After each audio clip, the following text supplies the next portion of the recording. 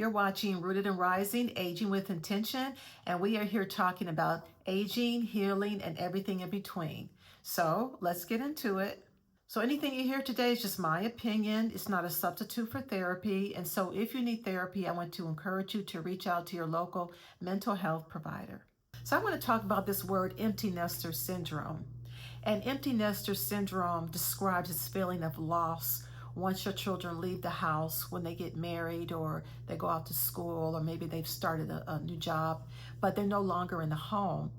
And I was thinking more about how I felt about that because recently um, I have two children, and recently my last daughter, she's my only daughter, she just got an apartment and she's getting ready to move out soon. And it occurred to me that I was actually going through the process right now. And it's funny because when my children went off to college, my son left for college, and then my daughter left soon after, so they both were out of the house.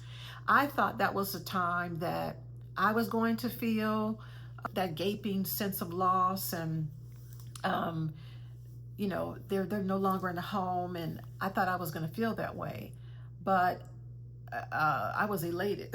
I was happy they were gone, and it was a pretty good time. So I thought, hey, everything's great, and I'm not going to feel that. I'm not going to, feel that sense of loss. But recently, when she found an apartment and it occurred to me that she finally is going to move out soon, I no longer have both of them in the home with me. So now there's some strange things happening, right? I'm starting to feel kind of mixed emotions about this empty house situation. I'm starting to feel like there's pieces missing, right now, and I'm starting to feel that sense of sadness, and I'm trying to figure it out. Trying to figure out what am I going to do with these feelings, because that feeling of excitement that I felt early on when they went to college, it's kind of leaving now. With empty nester syndrome, it's not kind of this smooth process, that we think about. So we think about, the kids leave, and then you feel that sense of loss, and then hopefully you will recover from that. But I think it's more like this kind of ebbs and flows, right? There's these points where you feel sad, and then points where you feel really, really like excited, right? I think the true syndrome, the true diagnosis really is this kind of overwhelming sense and feeling that what's left for me now that the children are no longer here, what's left for me.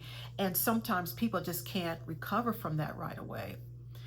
For me, so it wasn't as intense. I still think I felt those emotions, and I still think I'm feeling those emotions now. And what could happen is that you feel this really sense of loss. You feel like there's missing pieces that you wonder, what am I going to do with my life now? And for a number of people, it's just hard to spring back from that, right? While it's not a formal diagnosis that therapists like myself will use, it really does exist. And for some people, it can be a really, really difficult time to work through. For myself, actually, I felt like I didn't even go through the process of feeling any type of sense of loss once my children left. They both went off to college, my son first and then my daughter. So no one was in the house for a while, for a few years. And I was ecstatic. It was like you ever see Risky Business where Tom Cruise kind of runs across the floor and he dances? I felt like that. How they always say, well, when you leave, we're going to run around the house naked. It was that kind of excitement. So I didn't really feel that emptiness that people would describe. My daughter recently came back from college. She graduated, and she's kind of the last one to actually move out permanently, right? And so in my mind, I'm thinking, oh, she's coming home. And I didn't really adjust to the fact that eventually she was going to leave. My son had already moved out and got his own place, but she was kind of still home after graduating from college. So now that she has an apartment, ding, ding, ding, ding, ding, is going off now that, oh, okay, now she's not going to be here. So what am I going to do now? It really is going to be a quiet place. And I am starting to feel, those little bits and pieces of what am I going to do now? And um, I feel a little bit sad that she's going, and gosh, what's going on here? What's missing, right? I remember when they were little, I was all knowing mother goddess queen, right? And I say that in fun, but I was the center of the universe for them.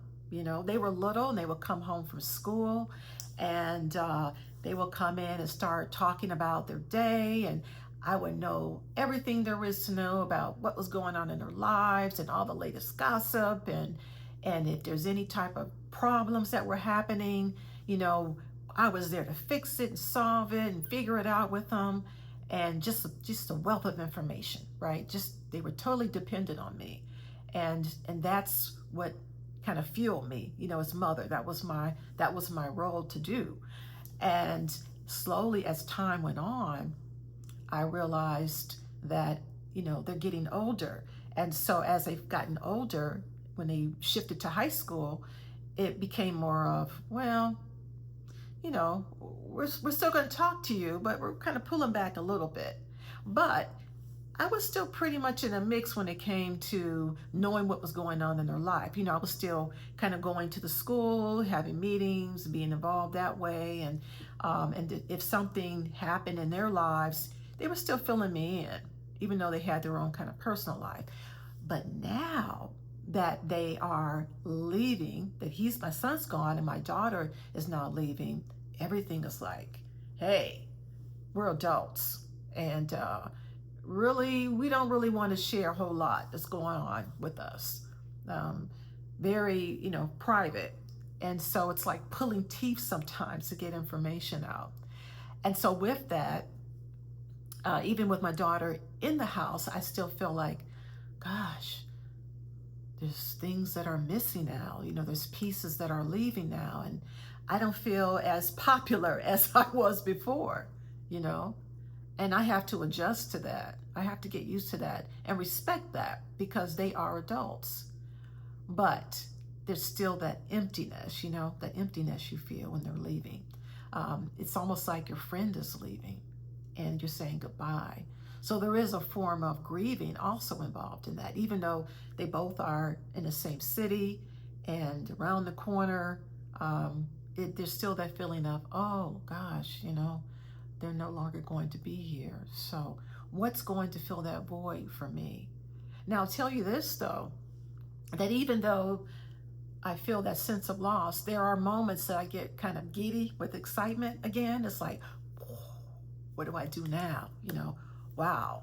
Should me and my husband go travel some more, or should I think about what do I want to do next? I still have a career, but at the same time, I can maybe move in some more hobbies and interests. I don't have to, think about solving problems as much as I did because they're adults and they can figure it out. And if they really need me, they will call me, So it's really kind of like exciting too. So it's this excitement, and it just kind of ebbs and flows, right?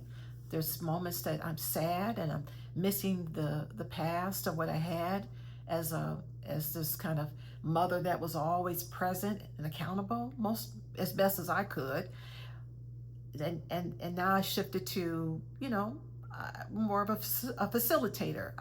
I'm there, but I'm there if you need me. I'm there if you need me. Call me.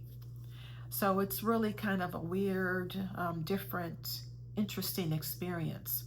But for a lot of people, I know it's hard. It's hard to come back from that. It's hard to think about what's next, especially when you lived your life through your children, like that your identity is almost sucked up with them. And then once they're gone, you're wondering, where's my identity? Who am I? What's in store for me next? It's difficult. So people need a little bit of assistance sometimes, I think, when that happens. Where do you get your support from? When it gets really difficult for people, you're going to see that those feelings of loss and emptiness kind of get more intensified. So there might be times that you feel really, really sad, tearful, Also, people have talked to me about lack of sleep and lack of focus. There's been physical symptoms like changes in appetite, feelings of nausea, achiness in the pit of your stomach, your body. You might even have things like body aches. You feel like you can't really come back from it, that you really don't know how to move out of it, and that maybe you feel like you've been in this funk for just too long.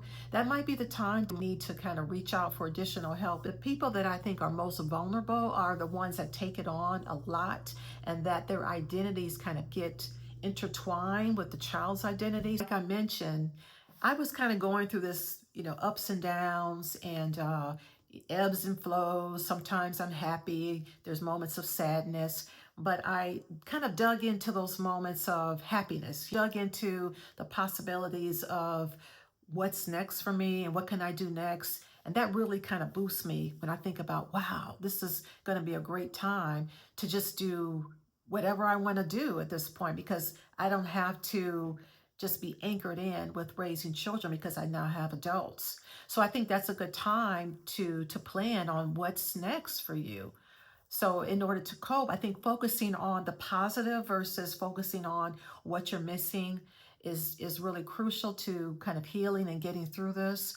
Also planning out what you might like to do. Think about, what type of interest that you used to have and were you involved in, but maybe before the children, or maybe there's something that you gave up in order to have to raise children, and you couldn't focus on that. This is a good time to get back into that hobby and interest, maybe a different career, practicing self-compassion, knowing that this is going to be a weird time for people, and that you're going to feel a sense of emptiness, and then there's going to be times that you're going to be giddy with excitement.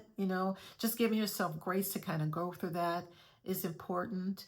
It's a great time to re-engage with your spouse too, because there was a time that the children were not there, right? And it was just you two. It's a good time to re-engage with your spouse and think about what you can do together. Staying connected with your children is important. When my son left the house, he committed to calling me once a week. And I know for some people, they talk to their children kind of every day, some people all day, but it just depends on what works for you.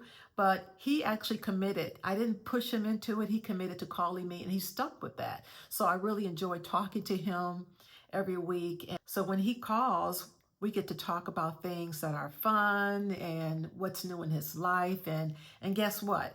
I don't have to go back to those times where, he was a teenager and he was working my nerves. And I would ask him, what did you do today? And what's going on with you? And why do you have that attitude? We don't have to deal with that anymore because he's an adult. So when he calls me now, it's just, we talk about music and movies and dating and just things like that. And it's really a fun time. And then he can kind of rely on me when he needs to. And the same for my daughter. So she also has said to me, when I leave, I'm going to make sure I, call you on a schedule. And of course, they will talk to me above and beyond that, but that's kind of the bare minimum, and I look forward to those calls. So I think reconnecting with your children is a great thing to do once they do leave the home. So the empty nester syndrome is definitely something that is real, but it's definitely something that we can work through. And it just takes a matter of giving yourself some grace and some patience to work through it, to make sure you reach out for help when you need to, and just use this time to really explore other fantastic opportunities for yourself, other interests. It's really an exciting time. You can kind of get back to maybe who you thought you were before the children. Maybe there were some things you were getting into then. It's just really a good time for that. Reconnecting with your spouse, all of that. So how about you? What have you done to work through your emotions and feelings around empty nester syndrome? What did you do to reconnect with your children? Or what are you doing now to get through the process? If you have any thoughts or reflections or comments about this topic, I would love to hear from you. Put them down below. And if you like this channel, make sure that you like and subscribe. And I will talk to you next time. Bye.